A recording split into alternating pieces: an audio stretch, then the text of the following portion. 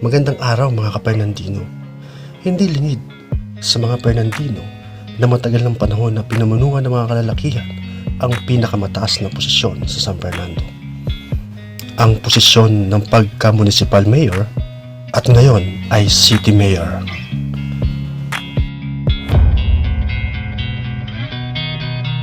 Hindi inaakala ng mga mamamayan nito na maaari rin itong pamunuan ng isang babae. At ito ngang nagdaang eleksyon, May 9, 2022, sa naglaban-laban sa pagka-mayor, kabilang dyan ay ang nagbabalik na si dating Mayor Oscar Rodriguez, 9 years mayor. Ross B. Henson, board member ng pangatlong distrito ng Pampanga, at Jimmy Lasatin, ang incumbent vice mayor ng lungsod, at si Mayor Vilma Caluag. At kahit napakalakas ng kalaban ng mga kalalakihan, ay nakuha ni Mayor Vilma na magtagumpay sa laban na ito. I know you told your friend you're not okay, and tell me what's wrong and why you never said you. At naitalanga sa kasaysayan ng siyudad San Fernando ay siya pa lamang ang kauna-unahang babaeng naging mayor ng siyudad San Fernando sa Pampanga. Folks, our incoming mayor, the Honorable Vilma B. Caluag. So, tapos na po yung election. Magsama-sama na po tayo. Huwag po tayong maglaban. Huwag po tayong magpataasan. Kasi, pag po kasi ganun ang nangyari, maaaring mananalo kami sa laban. Maaaring kayo yung manalo. Pero, ang talo po ang mga Fernandinos. At sa ginanap na OTK noong nakaraang June 30, ay talaga namang mapanindig balahibo ang ipinarinig niya sa kanyang mga kapalit. Fernandinos, Fernandinas, we invite on stage Igbayo at mumo ng babaeng mayor ng Siyudad San Fernando, the Honorable City Mayor Vilma Valle Caluag.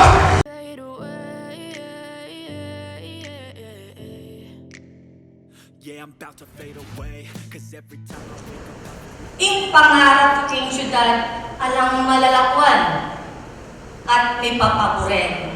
Pante-pante ka rin serbisyo tamo. Kaya, ing pinakapuso ning kakong pamanungkulan, yapin itang inclusivity.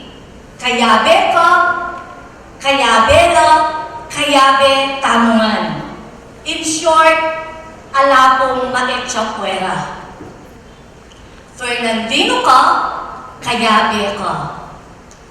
Alang malalakwan, bistamat nanuya pa ang kasarian o sexual preference mo, babae, lalaki o LGBTQ+ ka man. Matwa ka man o anak, makaangat hindi o pakakalulo, nanuya man ang relihiyon at kapanwalan mo, ating kapansanan o ala, binoto at sinuportan mo kuman o ali, kulerosas ka man o maluto at birdie, kayabe ko man. Ngunit di pa po tayo umuupong mayor ng syudad, napakadami ko ng matinding hamon at pagsubok na hinarap at hinaharap. Pero di ito sa gabal para panghinaan ako ng loob. Di ang mga gaya nito at tulad nito ang pipigil at hahadlang sa lahat ng pinangarap ko para sa syudad natin. Kaya handa ako at lalaban ako para sa inyo. Di pa po tapos ang ating laban. Kahit nakamit na natin ang panalo sa eleksyon, umpisa pa lang ito. Asahan niyo po na gagawin ko ang lahat ng aking makakaya para mapaglingkuran kayo ng may malasakit, malinis at tapat na hangarin, katulong at kaagapay ko sa buo ng aking transition team.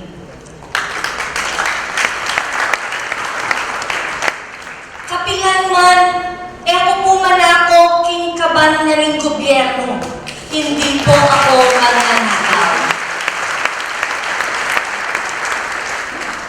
Yan ang gagawin ko at yan ang gagawin ng lahat ng mga itatalaga at iuupo natin na manunungkulan sa iba't ibang departamento ng city government sa ilalim ng aking pamumuno. Asahan niyo po na hindi po ako magnanakaw at mangungurakot sa kaban ng bayan.